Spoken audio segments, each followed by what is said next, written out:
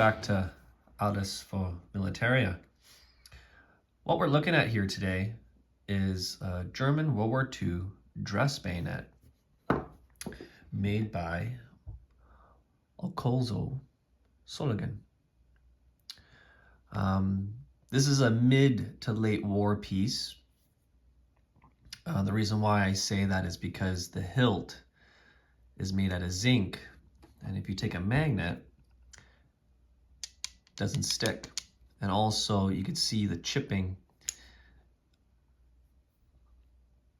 all the way around the hilt.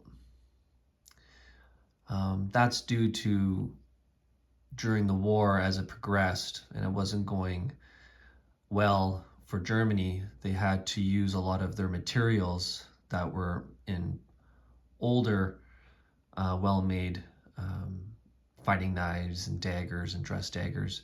They took all the nickel and steel and all that stuff and made it into other useful materials, so they had to kind of cut costs on items that weren't necessarily used for the war front. So this particular dagger obviously does look like it could hurt someone, which it probably could, but this particular piece is considered a dress bayonet. This condition is definitely not a prime piece. Most collectors would call this a salty find just because of the condition that it's in. This is a steel scabbard, so it does stick to the magnet. This is the original paint, and you could see how scuffed it is and how much character it's got. It's got a couple good dents in it. So this was there. It was a part of the war as well, but again, these weren't used for fighting per se. This is a steel blade, so it does stick, and the rivets are also steel. And I believe these grips here are definitely a Bakelite. When I do rub it really hard, you could definitely smell the Bakelite smell. Germans were also experimenting with other types of plastics near the end of the war as well, so you could get a bit of a mix match of materials depending on what type of dagger and what make you got. But yeah, so for Alcoso here, it still has the original leather,